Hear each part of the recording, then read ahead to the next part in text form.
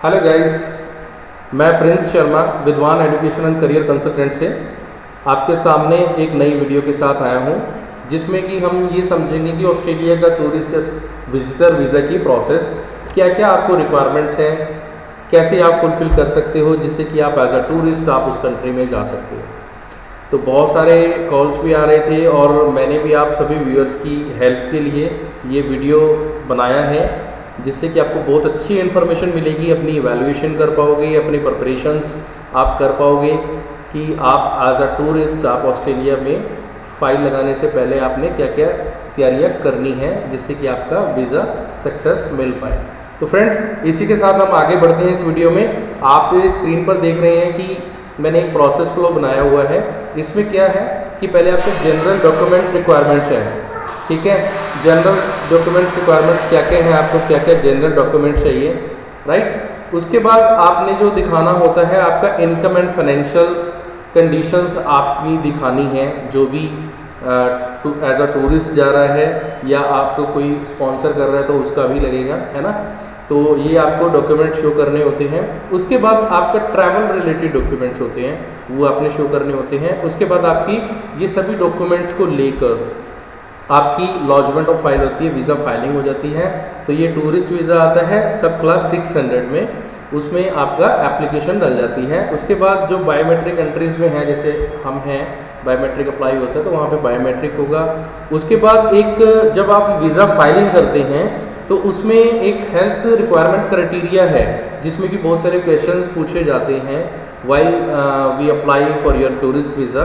तो उसके बेसिस पे आगे मेडिकल एग्जामिनेशंस की कॉल आती है, तो वो भी देना पड़ सकता है।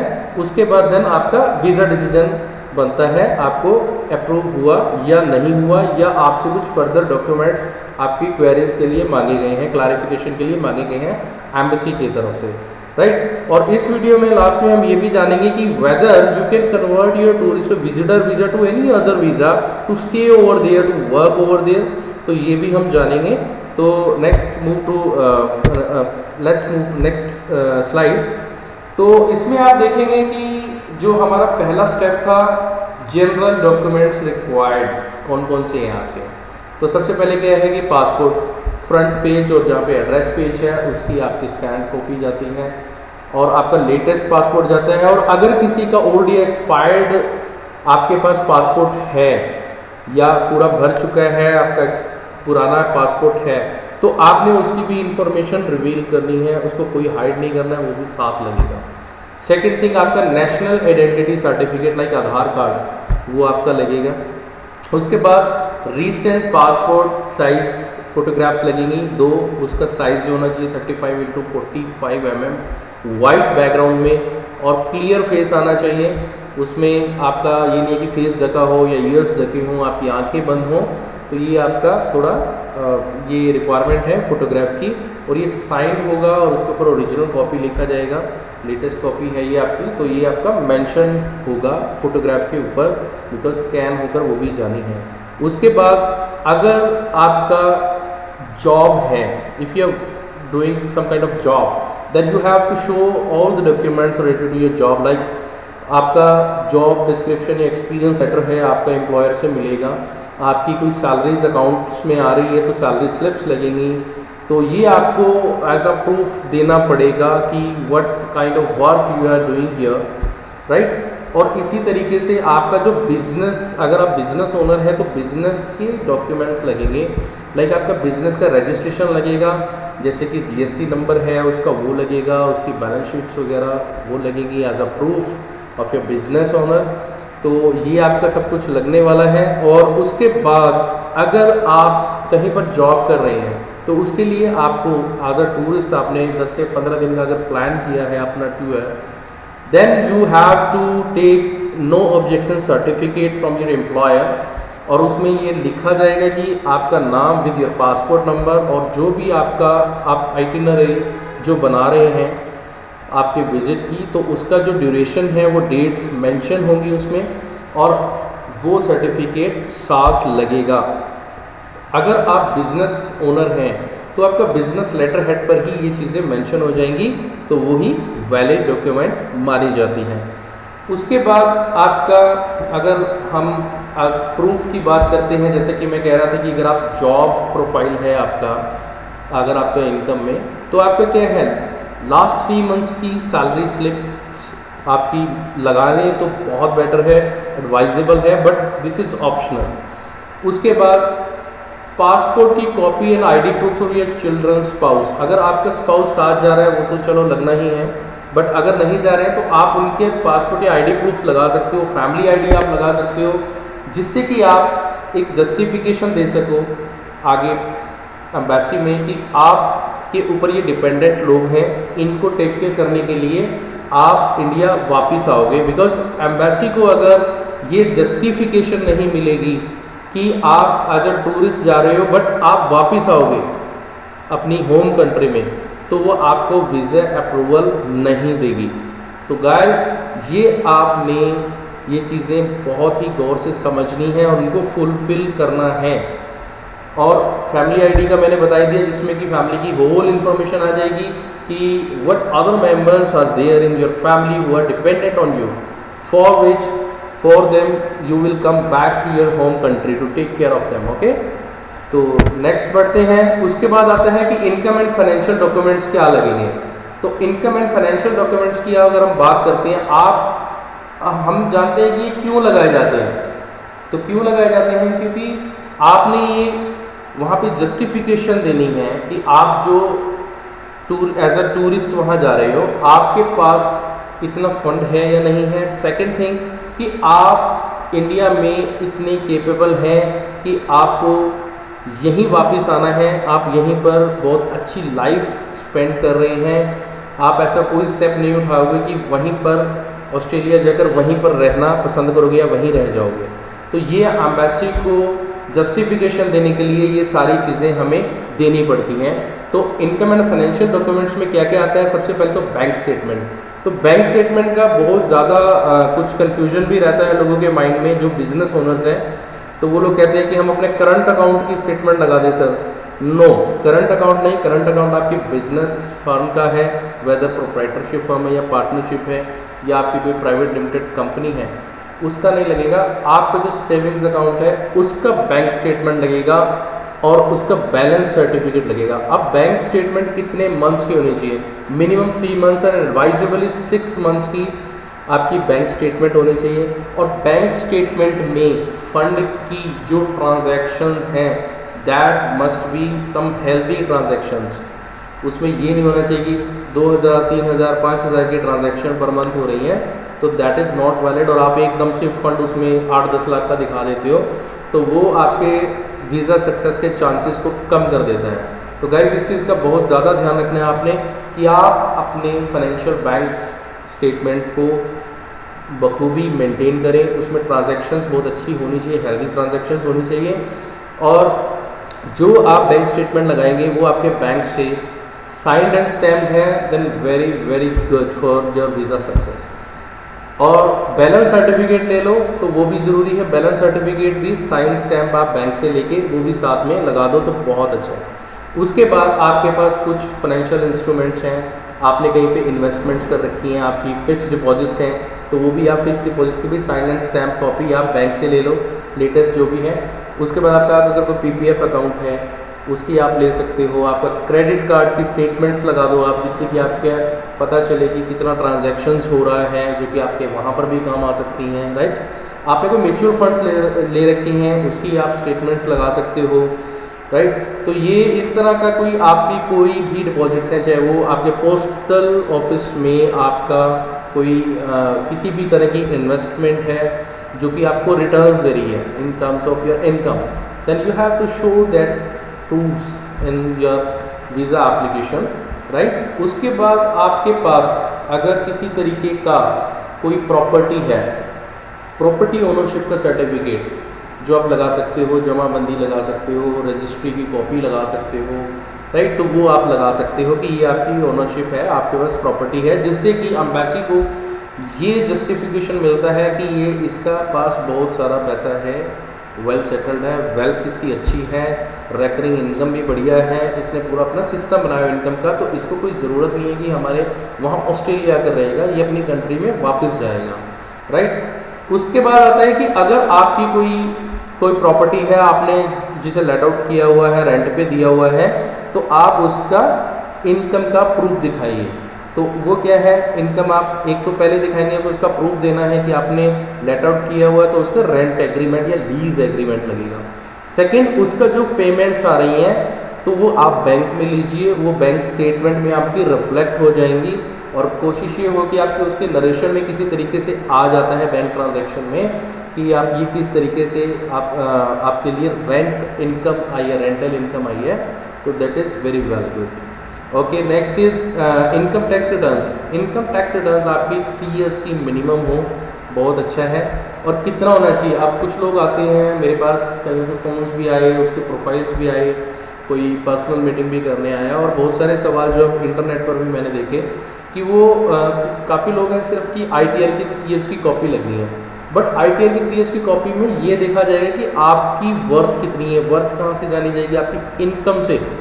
तो आपकी इनकम, अगर आप टैक्सेबल इनकम में लाई कर रहे हैं, कुछ टैक्स भेज रहे हैं, डाल रहे हैं, आप टैक्स दे रहे हैं, गवर्नमेंट को पे कर रहे हैं, तो वहाँ से आपकी फाइनेंशियल स्टेटस क्लियर होता है। तो अगर कुछ लोग आते हैं वो कहते हैं कि हमने तो 3-4 लाख रुपए की जीरो टैक्स की रिटर्न्स भर रहे हैं, तो 3-4 लाख रुपए की रिटर्न्स भरने से आपका वीज़ा सक्सेस नहीं मिलेगा, दैट इज़ वेरी क्लियर।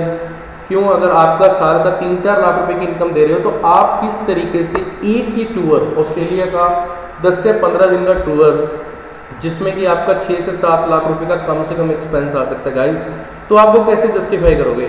तो उसके लिए आपका जो ITR है वो कम से कम भी 6 से 7 लाख मिनिमम होना चाहिए, along with your some kind of fixed deposits and some kind of other investments, तब जाकर आपका विजिटर वीज़ा सक्सेस के चांसेस बढ़ते हैं।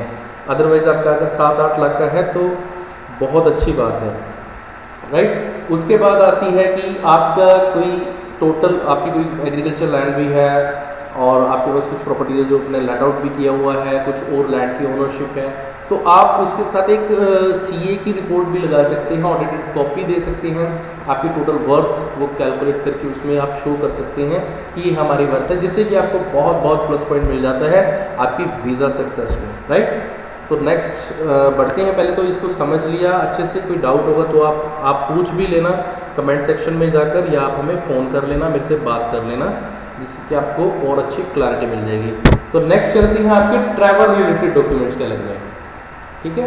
तो ट्रैवल रिलेटेड डॉक्यूमेंट्स क्या लगने हैं टूरिस्ट वीज़े के लिए?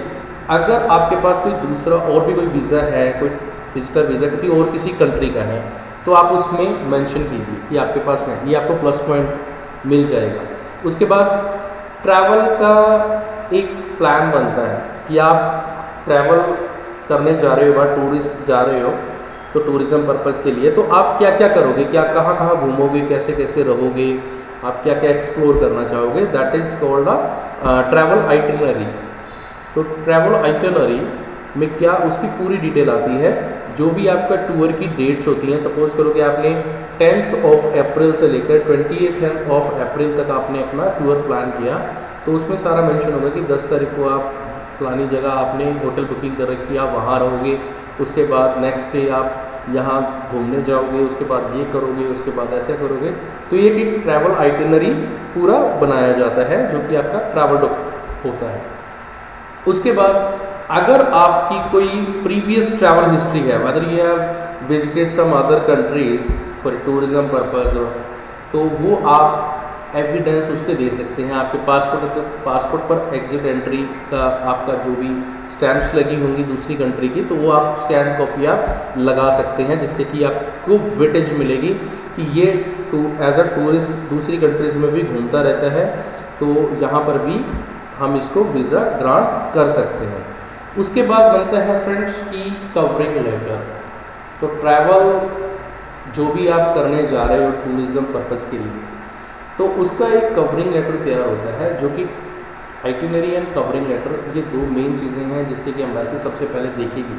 जैसे आपका रेज्यूमे देते हैं, रेज्यूमे क्या है, आप कहीं पर जॉब अप्लाई करते हैं, आप अपना रेज्यूमे देते हैं, रेज्यूमे में उसमें डिटेल्स आती हैं आपकी एजुकेशनल क्रेडेंशियल्स के बारे में, आपके पास्ट एक्सपीरियंस के बारे में, आपके फ्यूचर प्लान्स के बारे में, अपना विजन के बारे में, तो ये डिटेल्स आती हैं। तो इसी तरह से जब हम टूरिस्ट वीज़ा अप्लाई करते हैं तो उसके साथ एक कवरिंग लेटर देते हैं, जिसमें क्या मेंशन होता है, आपका प्रोफाइल मेंशन होता है, आपका कि क्या आप करते हैं, कहाँ से बिलोंग करते हैं, और आपका थोड़ा सा फाइनेंशियल स्टेटस, इनकम वगैरह का भी सारा दिया होता है, आपकी फैमिली के बारे में दिया होता है, थोड़ा सा फैमिली मेम्बर्स के बारे में दिया होता है, आपका ट्रैवल के बारे में दिया होता है कि आप कहाँ जाना चाहते हो, क्यों जाना चाहते हो, राइट। और आप इससे पहले अगर कहीं आप विज़िट कर चुके हो तो थोड़ा सा उसके बारे में भी बता दिया जाता है, जो भी आपने एक्सप्लोर किया हुआ है।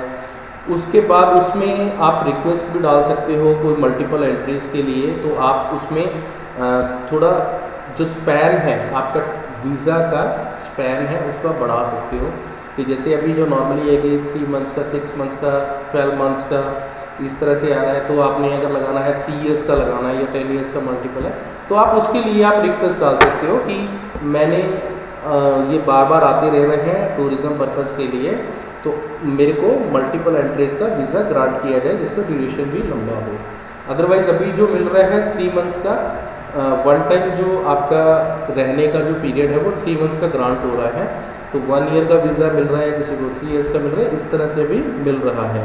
बट हम रिक्वेस्ट में डाल सकते हैं, राइट। और इसके साथ ही जो पॉइंट का अकोमोडेशन आपको होटल में करनी है या हॉस्टल में करनी है, तो या प्राइवेट अकोमोडेशन लेनी है आपने, तो ये आपको देना पड़ता है, बट दिस इज़ ऑप्शनल।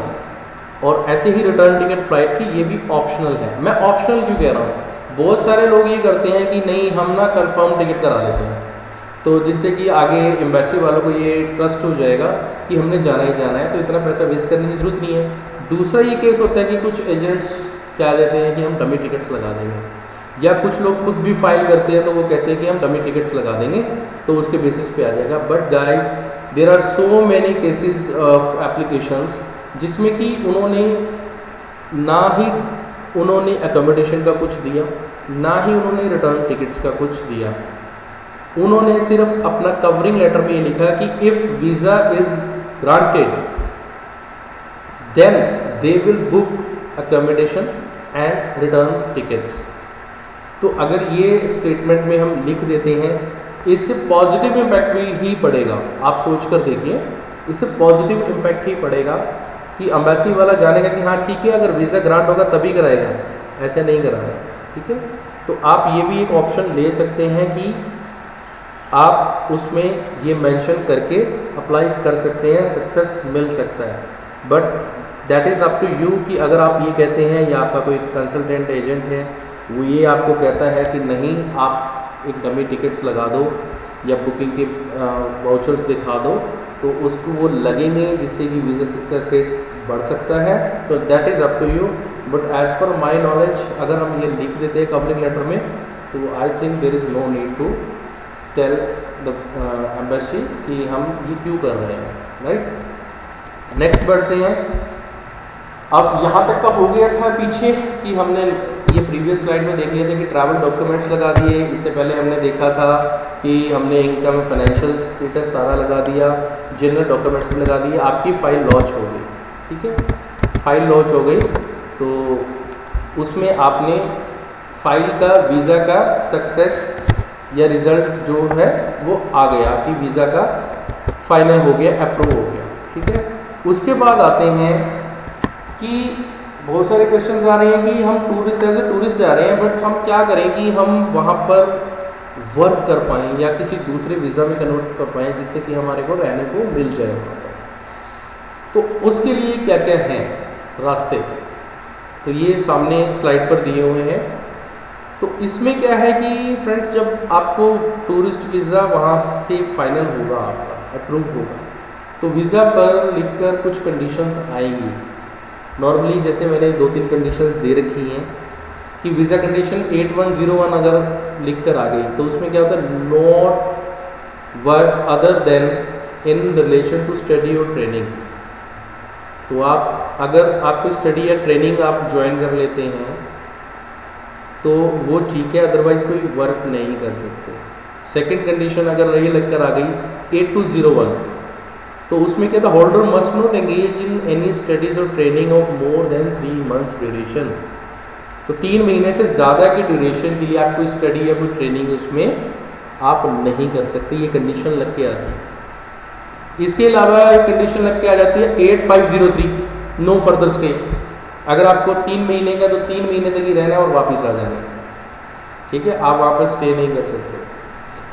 तो गाइस अब ये क्वेश्चन आता है कि ये कंडीशंस आ गई तो हम ये क्या करेंगे कि कन्वर्जन कैसे होगा।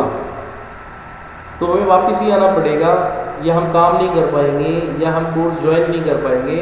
तो गाइस आप जब वहाँ जाओगे, वहाँ पर बहुत सारे इमिग्रेशन लॉयर्स हैं, कंसल्टेंट्स हैं, तो आप उनसे बात करेंगे, वो आपको रास्ते भी दिखाएंगे। थोड़ा मैं भी गाइड कर देता हूँ कि आप अपने टूरिस्ट वीज़ा को स्टूडेंट वीज़ा में आप कन्वर्ट कर सकते हैं, ठीक है। तो उसमें आप कोई शॉर्ट टर्म कोर्स ले सकते हैं, स्टडी कोर्स ले सकते हैं, लेकिन ये आपको काम कैसे करना है। आपका अगर 3 months के लिए 1 visit 3 months के लिए आपको अलाउ हुआ है आपके वीज़ा पर, तो आपको 3 महीने के अंदर ही आपको स्टडी के लिए आपको किसी कॉलेज या यूनिवर्सिटी में कोई कोर्स ज्वाइन करना है, एटलीस्ट अप्लाई करना है।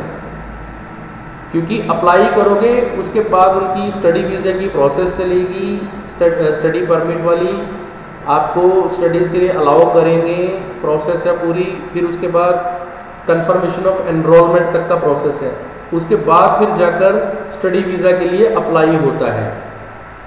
तो ये प्रोसेस में लगता है टाइम। बट आपको अगर 3 महीने का वन टाइम स्टे है और अगर आप 3 महीने पूरे होने के 10 दिन पहले कर रहे हो, तो फ्रेंड्स भूल जाना, आपके लिए बहुत मुश्किल हो जाएगी। तो आप जितना जल्दी हो सके वहाँ जाते ही आप इसमें अप्लाई कीजिए स्टडीज़ के लिए। तो इसमें अप्लाई कर देंगे, तो अप्लाई जब कर दोगे तो वहाँ से जब एक लेटर आ जाएगा, कंडीशनल ऑफर लेटर आ जाएगा ऑस्ट्रेलियन यूनिवर्सिटी या कॉलेज या इंस्टीट्यूट से, जहाँ पर भी आप स्टडी के लिए अप्लाई कर रहे हैं, तो उसके बेसिस पे आप एप्लीकेशन डाल सकते हैं स्टडी वीज़ा के लिए। आपको एक ब्रिजिंग वीज़ा ए क्लास का मिल जाएगा। तो उसमें क्या होता है कि जैसे आपको COE मिल गया, कंफर्मेशन ऑफ एनरोलमेंट मिल गया कॉलेज से, आपने वीज़ा अप्लाई कर दिया, बट आपका टाइम पूरा होने वाला है। तो आपका टाइम पूरा होने वाला है, लेकिन एक ब्रिजिंग वीज़ा ए मिल जाएगा आपको, जिसमें कि क्या होगा कि क्योंकि एम्बेसी को जो भी फाइल आती है उसको रिजल्ट देने के लिए टाइम लगता है, बट आपका जो टूरिस्ट वीज़ा है वो खत्म होने वाला है। तो उस आपको जब तक रिजल्ट डिसीजन नहीं बन के आता तब तक के लिए आपको ब्रिजिंग वीज़ा ए दे देंगे। जब तक भी आपका रिजल्ट नहीं आएगा तो आप वहाँ अलाउ कर दिए जाओगे कि आप वहाँ रह सकते हो, जब तक आपका डिसीजन नहीं आता। और उस वीज़ा पे जो भी कंडीशन होगी, you have to fulfil that, कि आपको अगर वर्क की परमिशन मिली है तो करना, नहीं मिली है तो नहीं मिले, वैसे मिलते नहीं उसको, राइट। तो ये आप एक वे आउट है, आप अपना टूरिस्ट वीज़ा को आप कैसे कन्वर्ट कर सकते हो स्टडी में, जिससे कि आप वहाँ स्टडी करने के दौरान आपको वर्क की परमिशन मिल जाएगी। उसके बाद आप धीरे धीरे आप अपना TR अप्लाई कर सकते हो, ठीक है। तो आप एक प्रोसेस में एंटर कर जाते हो, जिससे कि आपको बाय द टाइम आपको PR की कंडीशंस में आप फुलफिल कर पाओ और ऑस्ट्रेलिया रह सको, राइट। उसके बाद आता है कि आप वर्क वीज़ा में कन्वर्ट करा दो। तो वर्क वीज़ा में क्या है, वहाँ पे वर्क परमिट, वर्क स्पॉन्सरशिप आपको अगर कोई वहाँ पर दे देता है, कोई एम्प्लॉयर, उनके डॉक्यूमेंट्स लगते हैं, उसके टैक्स के और सारी डिटेल्स के सारे डॉक्यूमेंट्स लगते हैं, और वो अगर आपको दे देता है, then you have an option to convert your tourist visa to work visa, right. Third क्या है, आपने अनस्किल्ड या सीजनल लेबर, अगर आपको इस तरह का कोई वहाँ पे चांस मिल जाता है तो आप उसमें कन्वर्ट करवा सकते हो अपना सीजनल अनस्किल्ड में लेबर में, आप वहाँ काम कर सकते हो, आपको वर्क परमिट मिल जाएगा, आप वो भी कर सकते हो।